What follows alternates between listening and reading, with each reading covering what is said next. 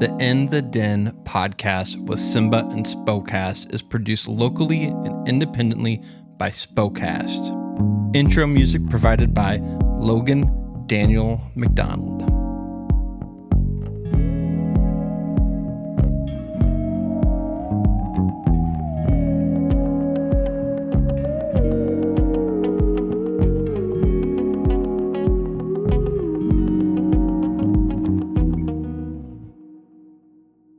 What is up, Black City, and welcome back to In the Den, a collaboration podcast between SIMBA and Spokane. And today, we sit down with the founding team of Vexing Media, one of Spokane's most impactful creative studios. From TEDxSpokane to NASA livestreams to nonprofit campaigns and small business workshops, Vexing has built a name on blending storytelling with strategy and creativity with community. We dive into the origin story, how they fix what vexes clients, and how their partnership with SIMBA has helped deepen their support for local businesses. Whether it's launching websites, producing live events, or creating public health campaigns, the Vexing crew is on a mission to make creative work that actually makes a difference. This is one for the makers, the small business owners, and anyone trying to do meaningful work right here in Spokane. This is a great conversation. Everyone will be introduced at the very beginning of this show, but I cannot wait for you to listen to it, so I will not keep you any longer. Here is the In the Den podcast with SIMBA and Spokane. Enjoy. Well, hey. I mean, we're here at the SIMBA Spokane podcast. Robin, I would like you to introduce our guests today. Heck yes. Well, we are excited to be here, I think, on our 5th episode. Might be 4th. Don't quote me on that. This is coming out around October. Mm-hmm. And we are here with SIMBA members and our good friends at Vexing Media. To my left, screen right, we have Tom, Brandon, and Matt. I will let them give their kind of full names and what they do specifically at Vexing. We are so excited to have them. For SIMBA's connection, which I know they'll talk about a little bit later, all of our well-produced video trainings are from Vexing Media, nice. So they get rid of all of my ums and likes, and every time I editorialize about something that one of our funders doesn't want me to talk about, like why there's a pay disparity in this country. So I always send a note like, please cut that. I know it was good content, but it's got to go. I don't even take out ums and likes, so that's very nice of them. I try really hard not to have them, but I notice they never show up in any of my content. I'm like, this is exceptional. That's awesome. So it's great. So I don't know if we would just want to go in order from to my left. Sure.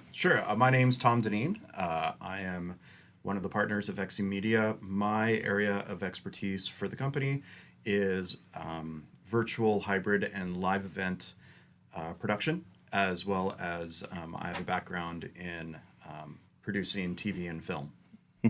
Great. Yeah, so I'm Brandon Smith. I'm one of the founding members here at Vexing Media. My primary role has kind of shifted into business development and operations, but my background is in web development, web design. I have a computer science degree and did a lot of communications as well. So I'm handling more of the day-to-day operations and working with our clients. Nice. My name is Matt Slotemaker. I've been with Vexing for about 2.5 years now. Actually, just crossed the 2.5-year point. Previously was running my own video production company, 12 Acre Films, and then came on as a partner with Vexing as the video director. And we're also short one of our partners, all three of us are, and then Aaron Gessner isn't here. He's our creative director and graphic designer. Nice. So I want to get into the story behind Vexing. Like your agency started in 2009, which, if I'm doing the math correctly, is about 16 years. That's a long time to be in business. How did you start? How did you start this? I have to do the math as well because I always forget how long it's been, and then I look at 2009 and go, "Wow, it's been a very long time we've been in business." So originally, a couple of us worked for a different consulting firm doing a lot of government contracting, and we really enjoyed what we were doing, but there's a lot of creative outlets that we needed. Where doing government contracting, you're going to get kind of bored with what you're doing. We love our government clients. They're fantastic. But sometimes you really want to be creative with some of the work that you're doing. And so we thought, well, to kind of hone our skills, maybe come up with some new ideas of different types of work that we could be doing, we thought, well, why don't we just, open up this business, try to do a few things on the side and see where it leads. And, to the dismay of our current employer at the time, we were actually, picking up some clients and having a good time and met a lot of great people. And then it just kind of snowballed eventually into something that we could do full time. So it was one of those leaving your job for your dream job to go do the work that you really want to be doing. And we still work with our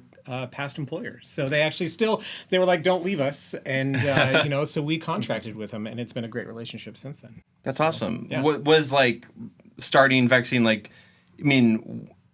were you just, I wouldn't say sick of the grind, but was it that, or was it just We still grind. We still you grind. still Yeah, that's the hard part. Yeah, you do get sick of the grind. There was that, late night, I'm sick of the grind, maybe I do something different. And I think it was more of really wanting to be able to go do something on our own that we may not be able to do creatively at our current work. Not that we didn't enjoy that work, but there might be something creatively that we're we don't get to express our personality in it. It's kind of okay, you're making this product for us, and we'll say, sure, we can make that product for you. But maybe we wanted to do something just a little bit different, right? We didn't really have a lot of say in that because, we're working for clients. And so we thought, well, this and government work can just be that it's very specific on what they need. And so you're we really want to branch out. And no, you need to stay in this lane. Okay, fine, we'll stay in that lane. So it was kind of nice being able to do something, it's not necessarily the grind. It was just working with local businesses maybe that have some really interesting ideas. And we're yes, we love that. Let's work with you on that and try to expand on that. So it was more about that and not the grind. It was an outlet for experimentation as well. Absolutely. Experimentation and self-development, trying out new and different things that we saw going on in the market in general, or something brand spanking new. And we're oh, how do they do that? And be able to work it out. Yeah.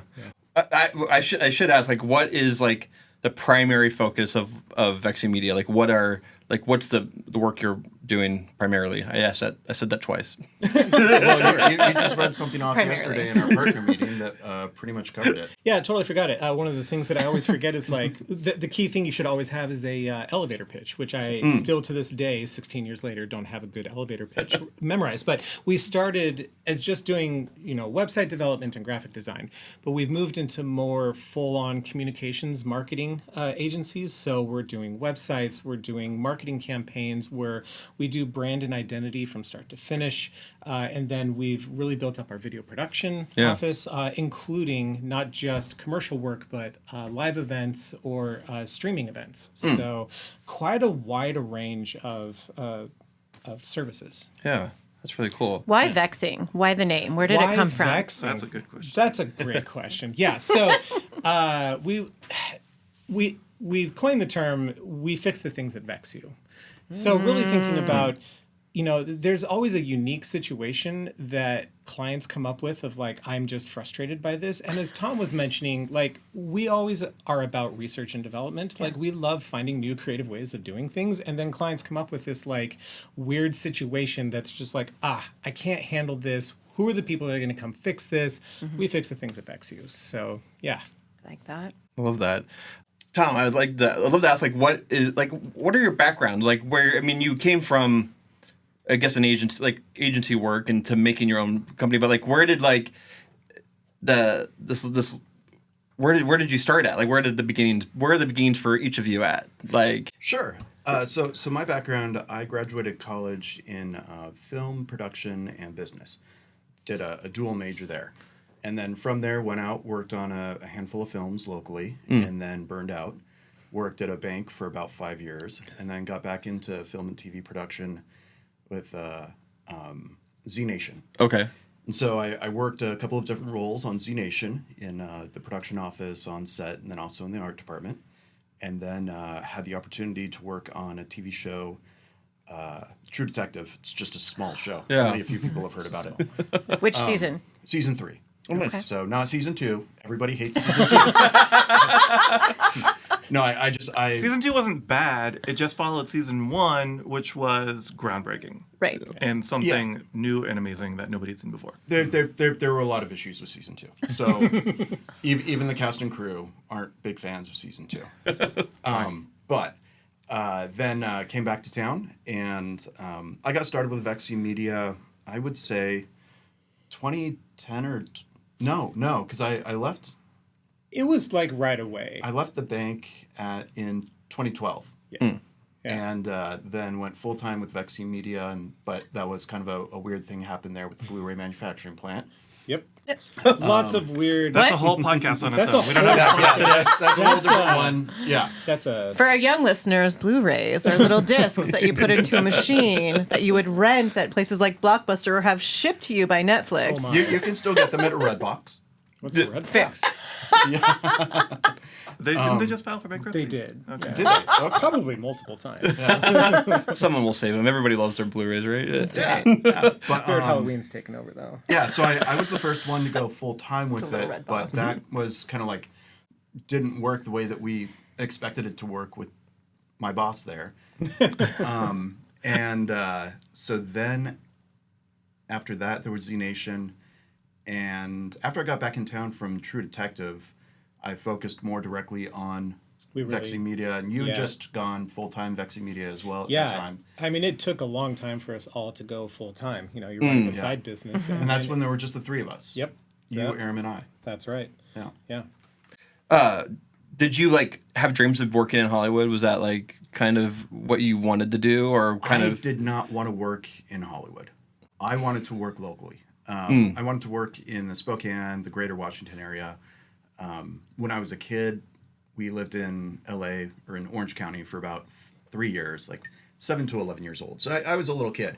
And even then, I knew that after we made the move to Spokane and I adjusted to the lifestyle in Spokane versus Northern or Southern California, I was like, I don't want to go back to Southern California. I'll go to Northern California. I would love to go back to Northern California, but I did not want to go back to LA. I almost did in late 2019, and thankfully I did not. Right, yeah. Because things changed in 2020. drastically. What? Yeah. Okay, but you wanted to focus on local film. Favorite project filmed in Spokane? Not necessarily one you worked on. Jeez. It's not a test. I know. I He's just have to thinking of remember, all like, of them. because Does it have to be open-ended? Could often it when be you're a working bunch on a of film, Right. while you're working on it, it's not the name of what the film ultimately is. So in my Fair. brain, I have like 2 different names for the projects, and I'm trying to remember the name of the one that we did. I think it was Home for the Holidays. I think that was the name, and we had Uncle Rico, John Greer. Oh wow. And he was an absolute right. I've enjoyed all the projects that I've worked on. I've absolutely loved all the projects. Well, most of the projects that I've worked on. There's always a couple that are, but that was a lot of fun. That was one of the first couple that I'd worked on. I mean, Home of the Brave was incredible. We had Samuel Jackson, we had Christina Ricci, we had Jessica Biel, we had 50 Cent or Curtis Jackson. He was Curtis Jackson on the call sheets and everything. He was very specific about that because that was his SAG name. Yeah. His performing name is 50 Cent, Right. but in acting he goes by his name. Just it's hard for me to say because every single project that you work, it's very intensive for anywhere from 30 days to 8 months. And it's just you build a brand new family that you're spending 12 plus hours a day, 5 to 6 days a week. It's really difficult to say what a very favorite one is. But I do remember one morning when I was working in base camp. Base camp is where the hair, makeup, and wardrobe trailers are, as well as the caterers and so forth.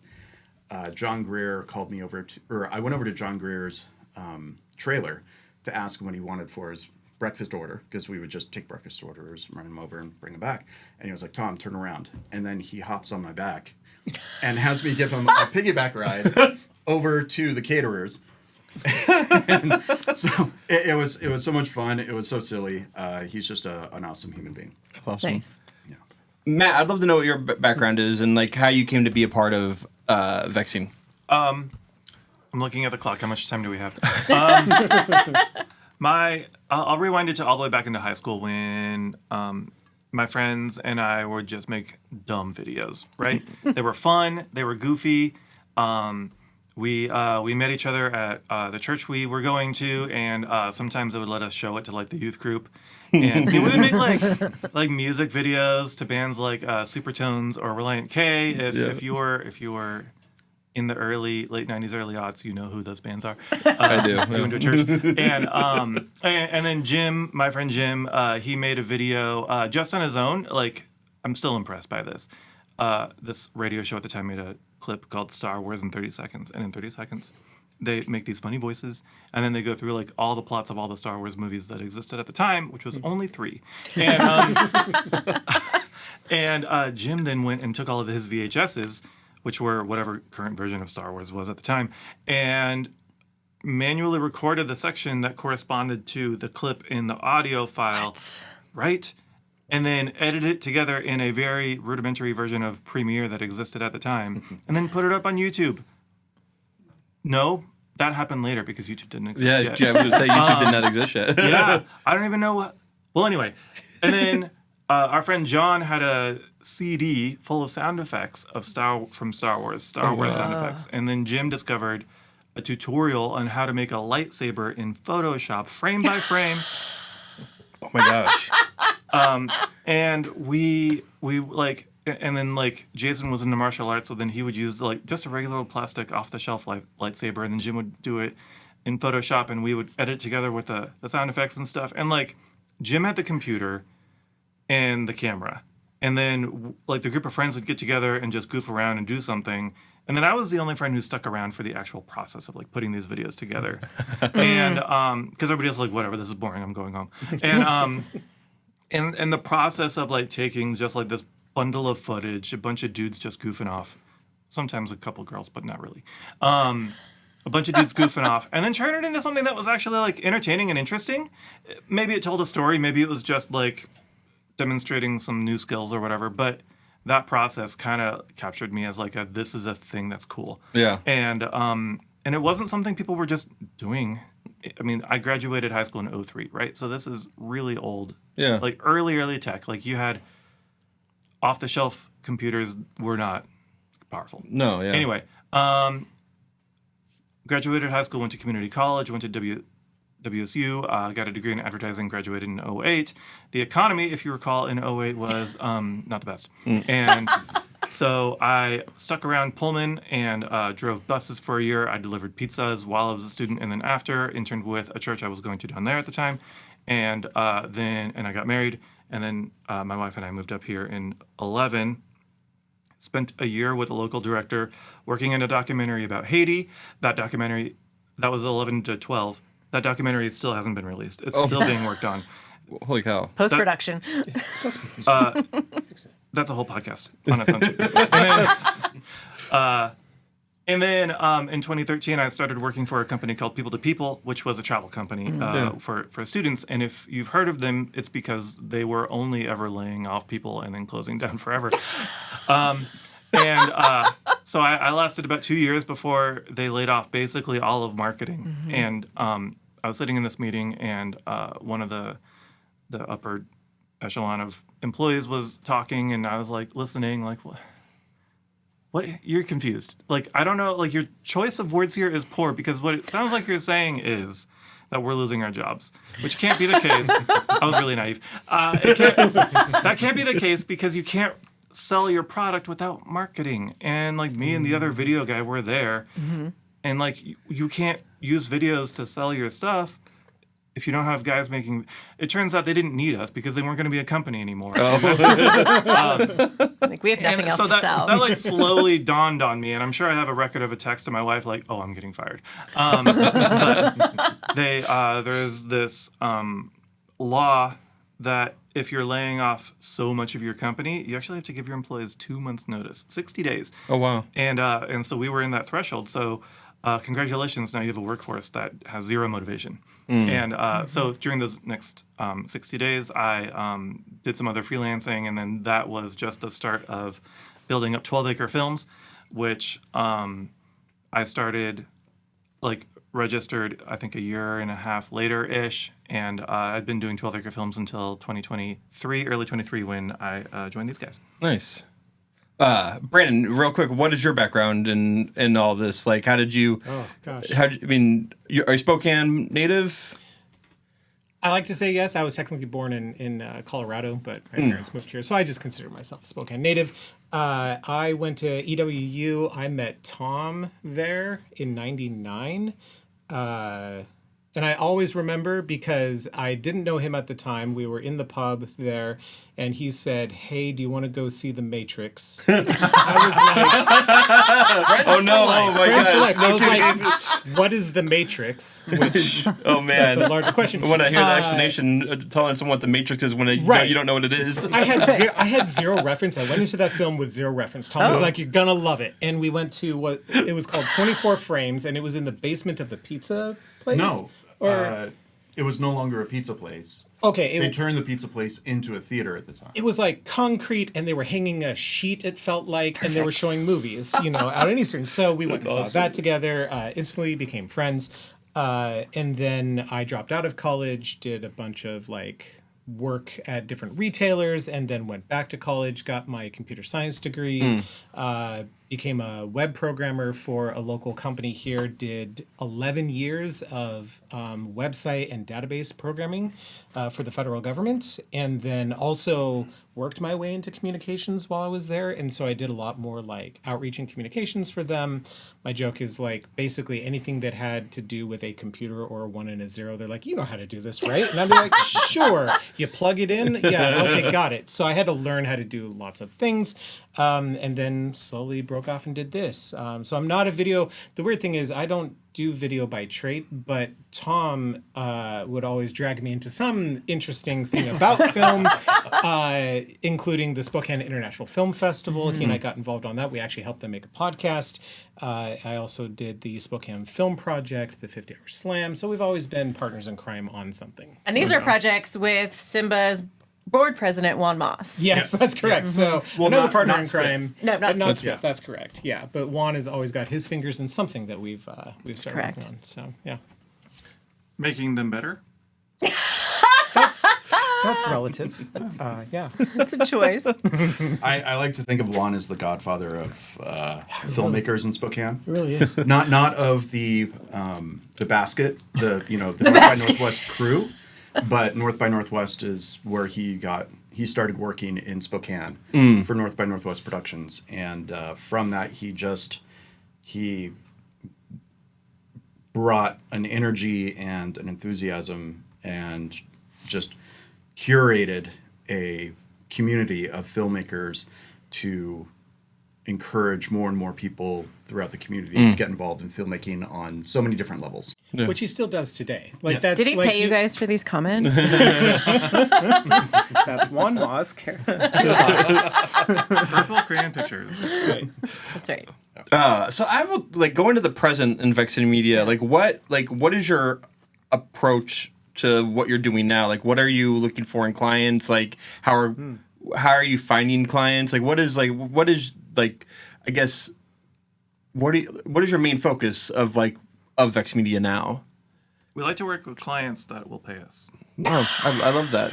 Usually. That's a great small business I'd like tip. to say 75 to 80% of the time. That's right. That's right. Me too. We have a rather diverse clientele.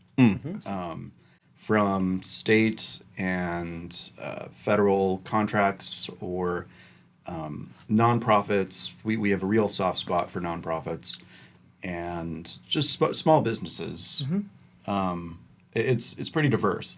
We don't have any of the Nike or some of those larger ones that Yet. Who? Yeah. it'd be great to have, but we just haven't brought in any of clients of that size. Yeah. So a lot of our small businesses that work with SIMBA talk about government contracting. You've mentioned it a lot here. Do you want to talk about how you got into government contracting and kind of what that looks like as a videography team? Because I think people think government contracting is really just for things like construction. Yeah. That's a good question because I felt like, as I mentioned, so Aram Gessner, who's not here, that was my phone. Aram Gessner, who's not here, he and I worked together at a previous contractor who did strictly government contracting, and so we really did learn about how government contracting functioned. Maybe we didn't want to learn, but we did learn. You just learn along the way.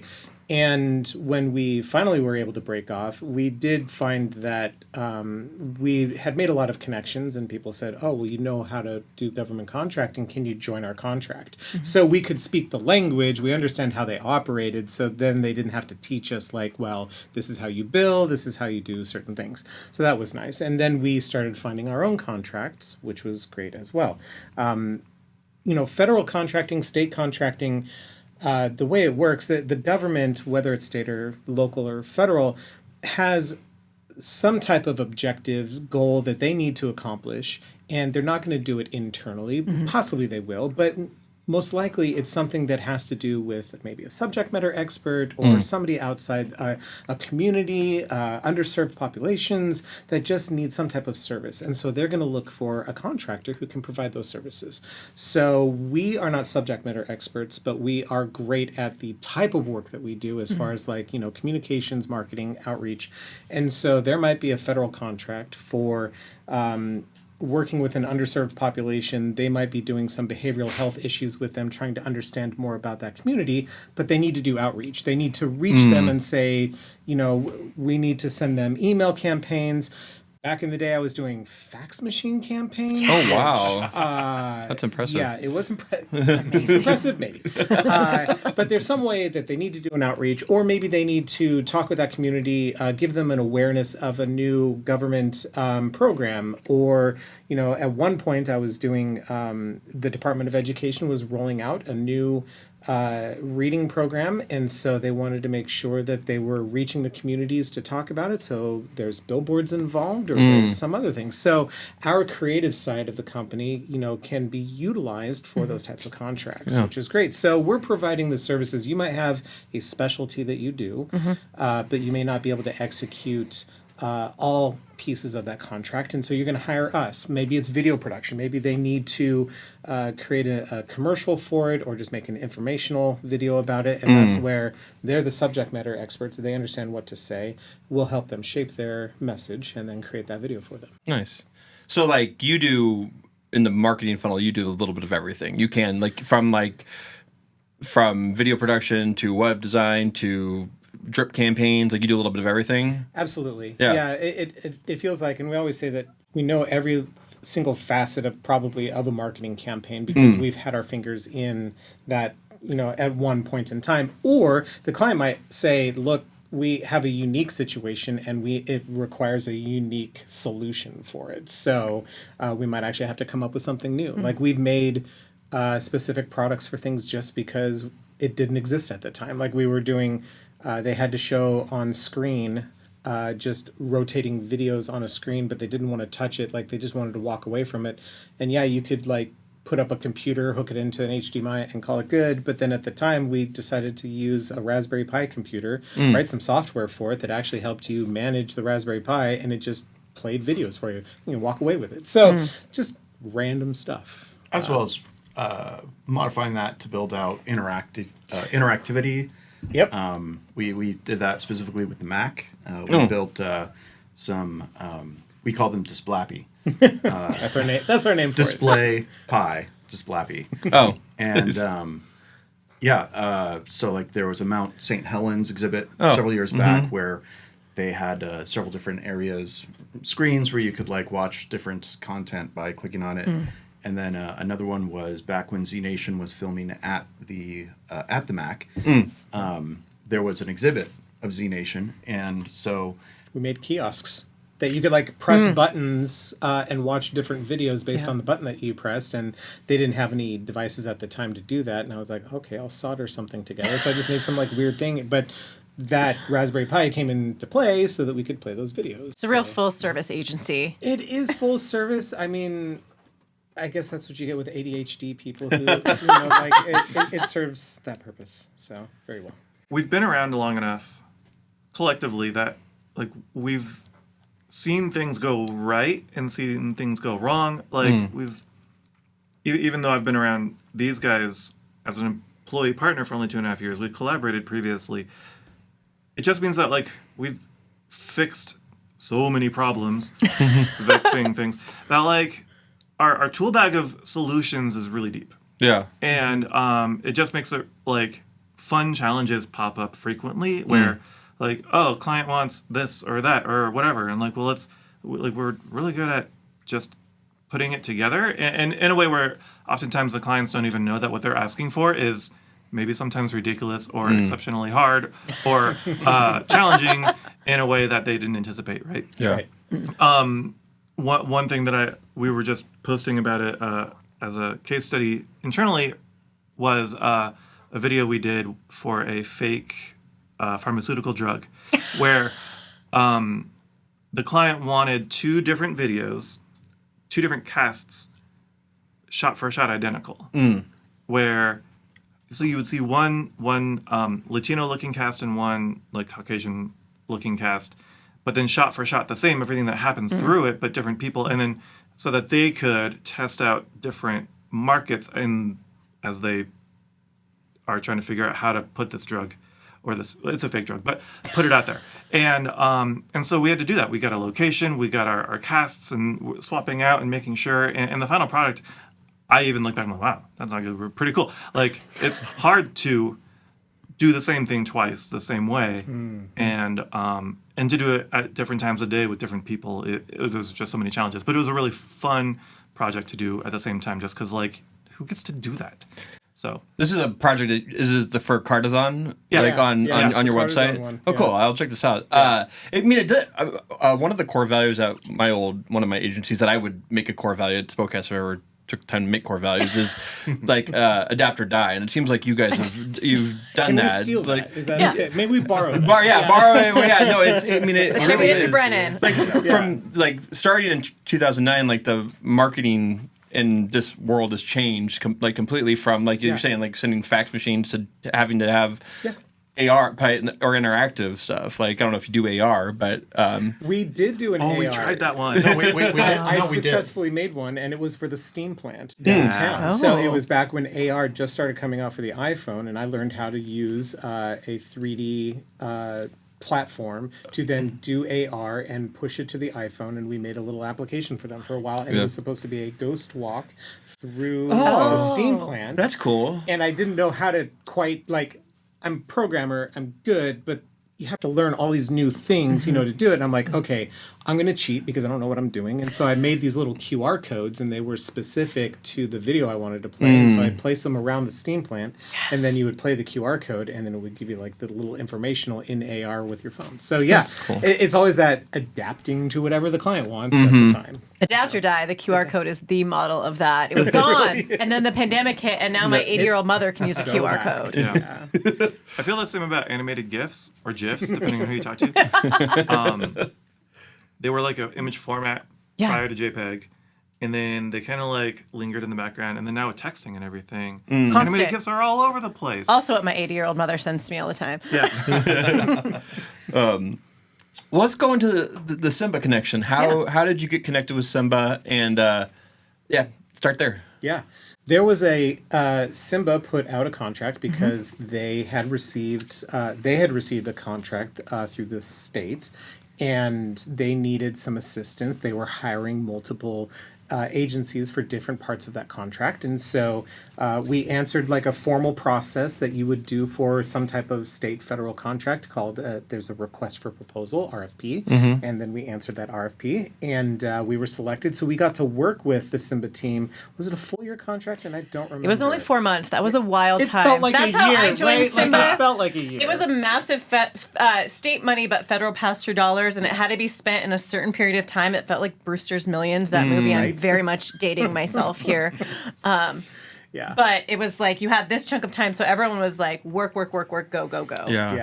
Yeah. And it was a great contract. And we met so many wonderful people, including SIMBA. Like SIMBA and all of their contractors. It was so great. The synergy was awesome. And so we felt like we made friends through that. We've actually kept in touch with some of the people. I think we've done work with some of the people. And then I think from that, you build these connections. Like you work once together, you're going to work together for life, right? So SIMBA has seen the type of work that we do, and they say, oh, we would love to reach out to you. And so we kept our membership with SIMBA. We thought it was such a great purpose with small businesses in Spokane. Like we want to have, whatever part we can in that, and it's been great ever since. Like they reach out to all types of small businesses. They say, here's the problem we need to solve, and they go, oh, Vexing might do that, or somebody else might do that, and so they've always reached out to us. So nice. It's been great. So is there anything in your time of working with somebody that like as like a support for businesses that they've helped you like with something particular? I will say, so they've hired us to do these recordings for, they bring in different agencies, and specifically I'm thinking of the L&I one that I went to was wonderful. And we're just behind the scenes trying to capture these and make sure that we have a great video for future viewing. But I'm at these things learning myself. Like you're always going to learn something new. So indirectly, I'm sitting there listening to this L&I presentation going, oh man, I need to ask them so many questions. And so now I'm actually I'm one of the members going, I've got questions. And, I asked some after the meeting. So I would say that just by being behind the scenes, we've seen the great people that they're bringing in to give great talks, including us. Like we want to listen and listen and get some great information. So yeah, we've benefited as well. And I think talking about creative projects, and by the time this podcast airs, we will have some of these in the bank. So going with government contracting and adapt or die, you may be aware that most state contracts in Washington have been cut significantly, including some of SIMBA's funding. So we wanted to adapt to still bring the services to our small businesses that we have been giving, and our video series, the ones that are professionally recorded, that are much better than the ones when we just click record on the Zoom, because we can't get rid of any of the nonsense that happens, but sometimes that's what you're doing, are really well watched. I did a training, and I think this is the one, talking about wage and hour law from L&I. It's an hour and a half long. There are so many views, and 1 month, 140 people watched it in its entirety. Oh, wow. It is pretty dry. I hit refresh quite a few times. Right. But I'm sure it's not just me. I did play it on the background of my house. It's fine. But people watch that, and so I reached out to Vexing and met with Tom, and we said, what if we did these video content where we could create these workshops so people can watch them on demand in the privacy of their own home at no charge, because SIMBA is charging for consultations now, very low cost, doesn't pay for our time, but a way to give as many resources as we could, and then when you're ready and you have a more complex question, you can come meet with us. Nice. So right now, consultations for non-members are $25. Wow. And that's an hour of our time giving you everything you need. For members, there is no charge. So we'll talk about that a little bit later. Yeah. But creating these videos, and so our first video that we're recording is on the question we get asked the most, which is, how do I fund my small business? And I had done a training actually for the city, because other government entities hire us to do work, and about what that looked like. And I said, we should have recorded that, because this is our number one question. So instead of just an hour and a half of someone babbling about this, where I have to say, go to 1942 for the answer you're looking for. Tom said, what if we made it better and did some animation, and we had, 8 to 15 minute videos about the thing you want to. So you can go watch something about grants, or you can watch something about these unique lending products that are available through the Washington State Department of Commerce right now, that are really cool ways to grow your business. And so we are excited to have a problem. Everyone's funding got cut.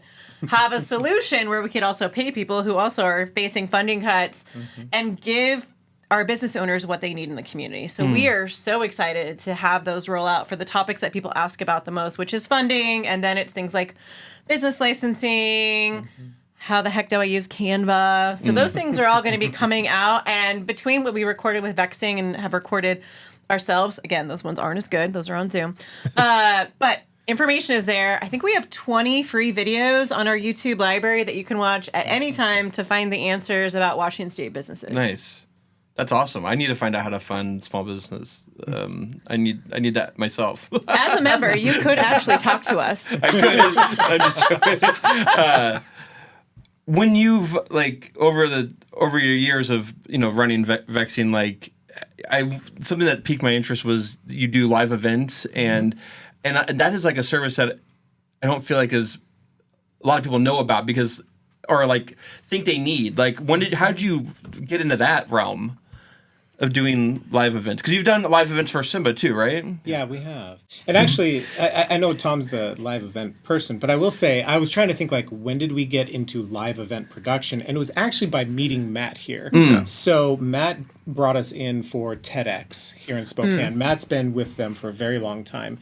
And so that really fostered the relationship between us and Matt, where we saw, hey, we work very well together. So that was awesome. So beyond that, it was a lot of webinars that we did. But Tom, you can kind of talk about the process and like live event production. Yeah, I think it goes all the way back to when we were filming the podcasts for Spiff. That's true. Way back in 2010. That's what happens when you buy a piece of equipment and say that you can do something, and they say, "Cool, let's do it," and you go, "Oh no!" And now I have to execute. And now I have to execute. Yeah. I actually fun little story. I worked actually with Don Hamilton on. Yeah. Sorry, I didn't work with him. I met Don through a mutual person. He, in passing, said, "I bought this 8-channel XLR input over FireWire," and I went, "Cool, how does that work?" And he goes, "Here you go." And I'm like, "What?" And let me borrow it. I played with it and then ended up recording a live band. That was weird. And then from that, we went, "Oh, Spiff." And then we could record a podcast. Oh, wow. So we did that.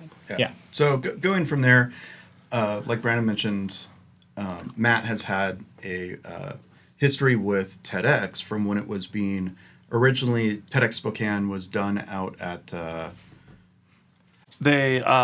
when it was originally started, it was TEDx St. George's, and they hosted it Oh, at that's the right. private school up north.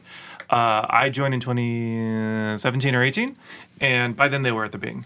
And I approached one of their board members, Mike Pudiatin, about potentially doing video.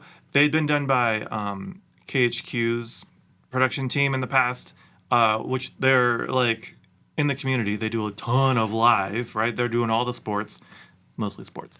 But they fell short when it came to the post-production because they have promo producers in the house, but they're busy. They're really busy. And so I was able to take a little bit of extra time and really give the edits the love. So that was the thing that I was able to offer them was we'll do it, we'll record it, we can live stream it. Reached out to these guys, and then I took the footage and then edited that together into a TEDx talk. Nice. That then can go up on YouTube or on the TEDx website, and really like use my editing skills to make those shine even more than like just the live version would have been. Right. So we've got 5 cameras running, 3 camera operators on the cameras, and then we're at our table, and then over comms, wirelessly, like directing, talking to the camera operators what we want to see and how we want it to look. And then it's like a full day event if you're watching the live stream, and then you get your videos later on. Nice. And so when we started doing the TEDx specifically, there were certain requirements that would pop up. And I think we alluded earlier to like, we'll walk into a space, we'll be with a client, then all of a sudden they'll be like, "Oh, and by the way, X, Y, Z, P, D, Q, V, we need video run to now 10 different screens at once." And there's not the infrastructure in the location necessarily. And so we really got into doing a lot of what we call IMAG, image magnification, which is controlling what the audiovisual experience is on the stage. We're not lighting techs. We're not necessarily sound techs in an environment like the Bing, but we're coming in there and we're bringing in the playback devices. The need was brought up to then make this available to stream to Innovia locations, or locations that were being supported by Innovia. Funded. No, what was the right word? Supported. Yeah. So we were like, oh, okay, well then we need to develop a live streaming process for you guys. And so then we're bringing in the equipment and the experience and the knowledge for live streaming, making sure that we have the creative elements on screen, not just the slide deck, that they may have prepared, but also lower thirds for the speakers and so forth, which are the same that we would use then in post-production. Wow. And then on top of that, we need to make this accessible. So in the room, they do have a American Sign Language professional or team, because switch off every 15 minutes. So we're then, so then we need to have a secondary stream that we're sending out, but we need to have the same content. So doing the mixing between, hardware and software and so forth to then get this out, make sure it's as bulletproof as we can make it, working with the locations, own technical either limitations or requirements to make sure that we're sending, signals that are going to communicate properly and not going to have bad noise issues and all sorts of other stuff. So it's really where we like to think that going back to, we fix the things that vex you. Those all sounded vexing. We'll fix those for you. And then we can walk into an environment that we're going to be working in, and we can identify immediately and say, okay, these are some hurdles that the clients never would have on their radar for how to execute what is needed to do it in the most professional way that the client could have. Nice. We, to brag about us, back in May, Gonzaga Prep hosted a live event that in their gym, 1,300 students experiencing a live stream from NASA, including the Spokane native Anne McLean, who by time people will be listening to this may already be back on Earth. But she answered some of the questions live from space, and then we were able to produce a in-the-room experience for the students using a stage. Amped came in and set up a screen and speakers, and then we had our cameras running, and then it was live streaming out to schools in the community so students could watch it from their class or at home. Wow. And feeding into KHQ. That's right. And then KHQ wanted to broadcast it, so then they had their camera running, which we were using, but then we were also sending our signal out to their studio. There was a lot of moving parts in this one. Yeah. And super It was satisfying. a lot of fun. Yes, it was a huge amount of fun. That stressful, whole project but was a blast. yeah. Brought in a DJ that was doing some That's right. astral music Yes. as the kids were coming in. And DJ Spicy Ketchup came in to. That's awesome. We wanted music in the room and for the stream and for broadcasting that couldn't be copyright because that was just going to be a whole layer of complicated that we didn't want. So do it live. And it was really fun. You mentioned the DJ there. I was privy to everything that was going on, but I didn't quite know what the final production was going to be, and I couldn't be there for other reasons. So I'm watching the live stream myself, and the DJ had some great music going, and I was like, man, this sounds really cool. And then they had these questions coming up on the screen for the kids in the room, and the kids were like trying to figure out what the answer would be, and then they would show the answer, and the kids would all cheer. You could hear them oh, I got it right. And they perfectly got capture the kids' sound coming through, so you could hear it over the live stream. I was like, man, what a fun, I don't know whose idea that was, but just things like that are really, really cool. I don't think that I was remember AJ Stevens at Amped. Yeah, He's it was an old friend. one of those last minute ideas. That's really cool. Yeah. Over the I'm looking at some of your work online. It seems that you do work with a lot of nonprofits, or is that intentional? Are you trying to work with more community centered organizations? Oh, I think we all would have a different answer to that. But. That is an interesting. Yeah. I think I personally I love the work that we do with the community organizations. I'm very guilty of roping Brandon into SPIT and the Spokane Film Project. And, a lot of that is passion work and not necessarily paid work, but it is work that we're able to do to help these community organizations grow. I think it's so important to have a role in furthering our community's organizations because they have so many constraints that they have to deal with budgetarily or just access to what they need to succeed. And I think it's extremely important. I think that a business also has to have a balance of the community organizations that they can support, that they can give discounted services to or pro bono, but then you also need the larger, businesses that are helping to cover the expenses that allow us to give back to the community. Right. And we've done that for a really long time, and we've loved every minute of it. I mean, it's great working with these organizations because at the end of the day, we get to go home feeling good about the work that we do. So that's awesome. But also, because we've been working with so many organizations, we're also trying to shift a little bit of our focus and look at these either local nonprofits or larger nonprofits. Like now that we've been working with them for so long, we kind of understand the things that they might be looking for and how can we elevate their message to their community that they're trying to serve. So we're trying to do kind of an introspection on the services that we provide and how can we bring those services to these organizations and start amplifying their message. So it's been a lot of fun. Whether we chose to work in nonprofit work, that's okay, because we've met so many great people along the way, and it's like a word of mouth thing. Like we don't even advertise that we're doing that, but it's such a great word of mouth that we're getting more work that way, and we love it. I'll just add that a lot of people doing really good stuff out in the community, in the world, aren't doing it in a way that makes sense in capitalism. And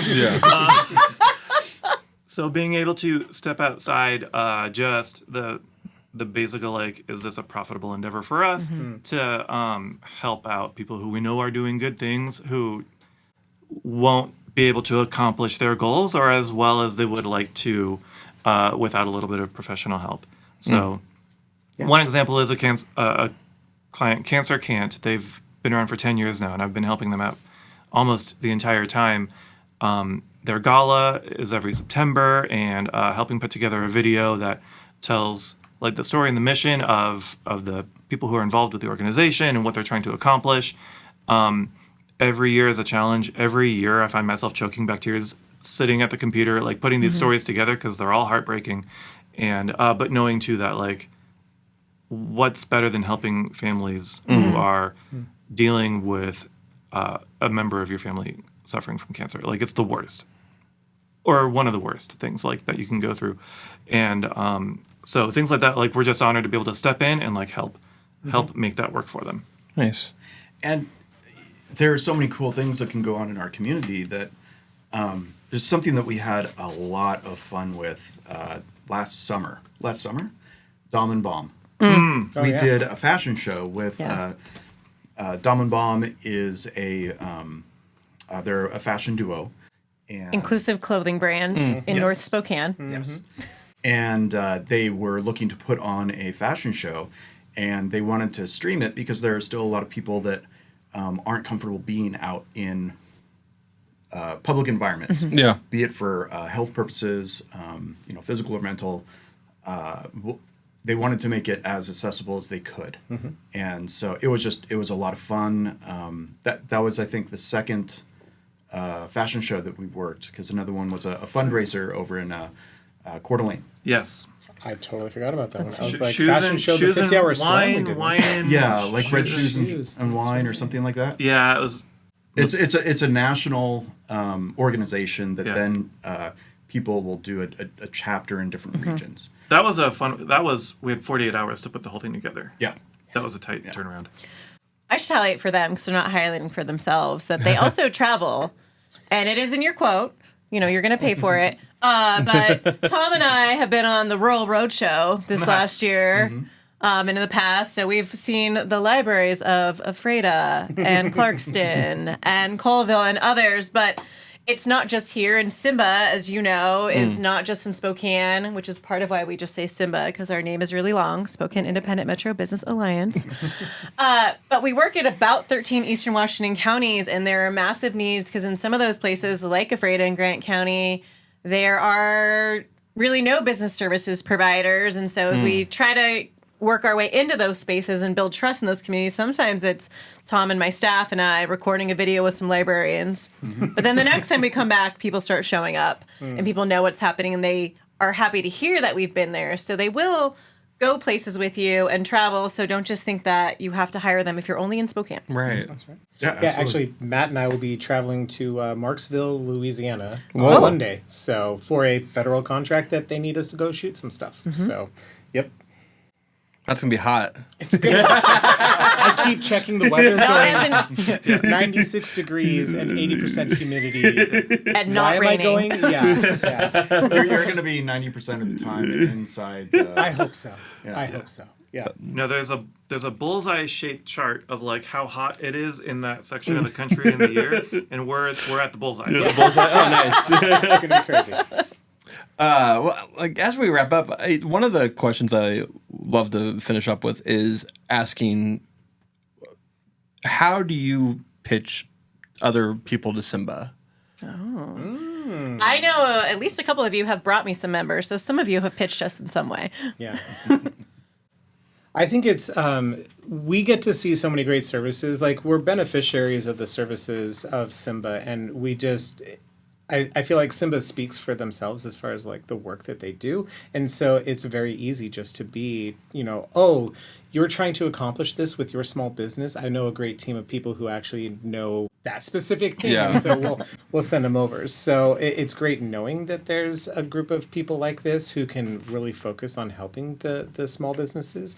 So it's literally the first thing that comes to mind when people are asking me about like, well, how do you get started with small business? I'm like, let me tell you. Go talk with SIMBA. They're fantastic. So Yeah. that's my pitch. Yeah. Yeah, I look to pitch when I have an opportunity to. The problem that I keep running into, which is a fantastic problem to have, is I'm like, oh, have you heard of this group called the Spokane Independent Metro Business Alliance? Yeah. I'm like, yeah, I'm already a member.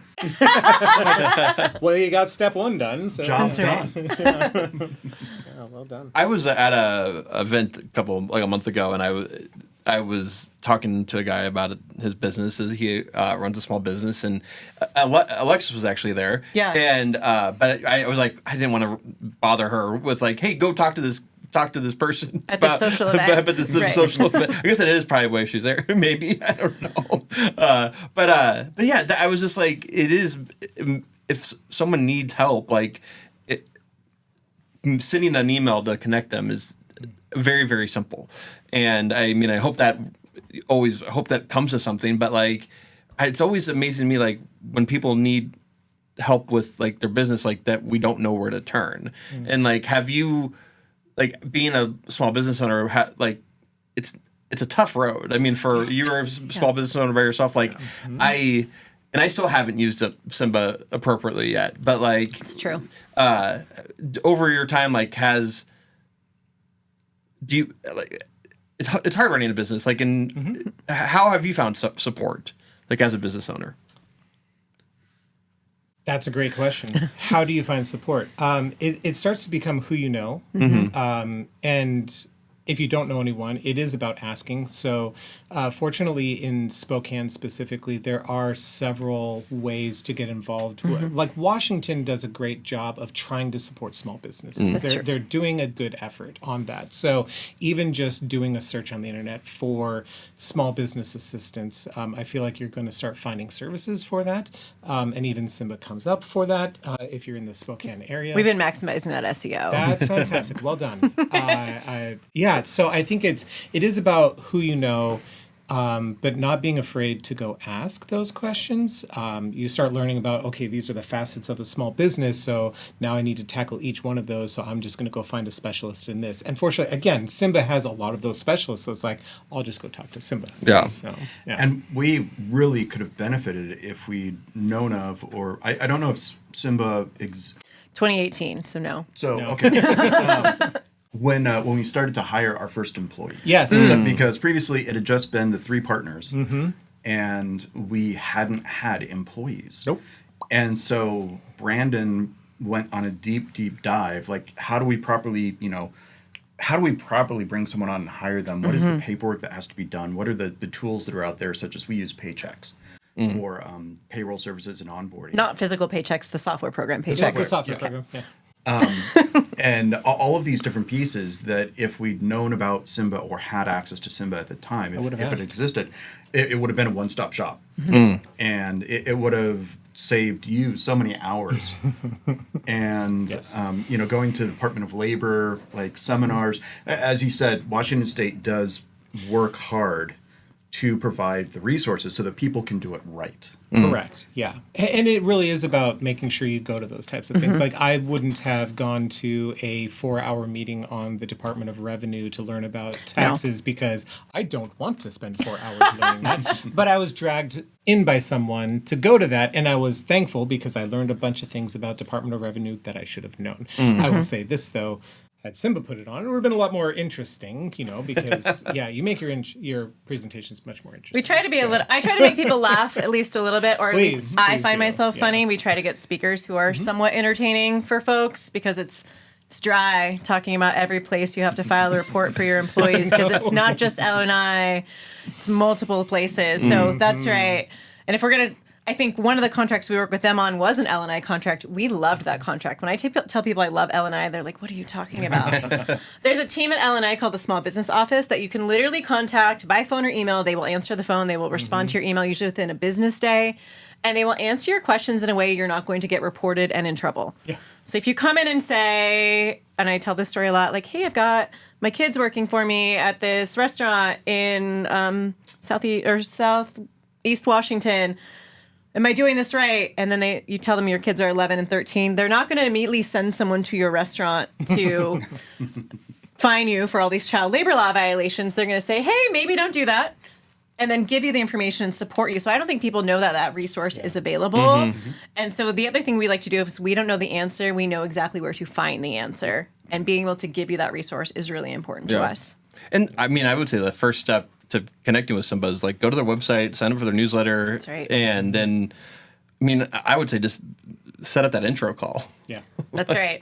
And that's, I mean, that's like no strings attached, correct? Yes. And it's super easy to get a hold of us. All the information is there. And we give out so much. Like I mentioned, our consultations are charged now, unless you're a member. So plug for membership. And if you're listening to the podcast, it's podcast 15 for 15% off your annual membership at any level. But we always try to give you as much as we can. And if you're not ready to have a paid consultation, we're going to send you to the videos. We're going to send you to the right part of L&I. We're going to connect you with someone who may be able to offer those services because we want to meet people where they are. Yeah. And go to the mixers as well. That's right. Yes. Social events, interact with other business owners. 'Cause I think part of it, a lot of folks we work with aren't a team. So they don't have someone to bounce all these problems off. Right. It's a lot of people who are working by themselves who maybe want to talk to someone about this issue because everyone has an issue with the Department of Revenue. And everyone doesn't know how to hire an employee or the tip I like to tell everyone constantly, if you're a for-profit business, you cannot have a volunteer. Please stop posting about it. You have to pay people. So some of those things where you can connect with someone and have those discussions and interact. You got to call them an intern. You have to pay your interns in Washington State unless you're a nonprofit or a government entity. Yeah. There's a few exceptions related to schooling. That's right. Well, I'd love for you to shout out your socials. Like, how do we get to you? How do we find Vexing Media? Like, you know, if someone wants to like work with you, what's the best way to get a hold of you? It was funny. We were actually having this conversation as far as like how much penetration we have on Google, and I think it's like 10 pages deep. Like if you Google search for Vexing Media, we're going to take up quite a bit on there. So you can find us on. Are we on Blue Sky yet? I am personally, but I never use it. Instagram and Facebook at Vexing Media, and then vexingmedia.com. Vexing.me. Vexing.me, I think. How many different domains do we have? So many iterations of that domain. So yeah, but you can find us at our website or on Facebook and Instagram. That's probably the best way to find us. Nice. Well, I'm thank you so much for being SIMBA members. I mean, I'm not. She should be the one thanking you, but I also will thank you as well. Thank you for taking your time to be on the podcast and talk about all you do. Is there anything like that we didn't touch on that you want to make sure you say on here, or that people need to know about Vexing? Yeah. Well, I think we want to say thank you very much for having us on the podcast. Hey, there it is. Thank you so much for everything that SIMBA is doing in the community. Oh. I mean, by the time this comes out, like you've had a lot of events happen. Yeah, we have had our first market. Yeah, we're very excited about that. We may actually be planning our second market if the first one goes well. Then we will be running another one. Nice. We'll have had a couple of member mixers. We're plotting some upcoming exciting things. Nice. And I think our next guest, which maybe ties into one of those exciting things, is going to be Melissa from Coil Studios, which is an aerial arts studio in Spokane, which people don't know exists. Often that I thought it was drones. That's awesome. It's not drones. drones and snakes. It is aerial circus, so like Cirque du Soleil things. Yeah. And SIMBA is plotting perhaps a gala in the spring of 2026 that will be a SIMBA circus. Ooh. I don't know if we can get a lion. We'll figure that out. Maybe cattails. I don't know. Well, anyways, thank you so much for being here, all of you, and Vexing Media. It was a pleasure to learn about your business. Small businesses in Spokane are the backbone of our community, and it's very, very. As I've been doing this podcast and meeting all the different small business owners, like it's cool to know that I'm not doing this alone, and it's and. I feel like everyone I've met, I feel like I could like reach out to and like ask questions, and I hope that all SIMBA members feel the same way about us. So Even if you don't ask, we might adjust your cameras. well, thank you all for listening to this episode of SIMBA and Spokecast. Until next time, peace. Thank you. you.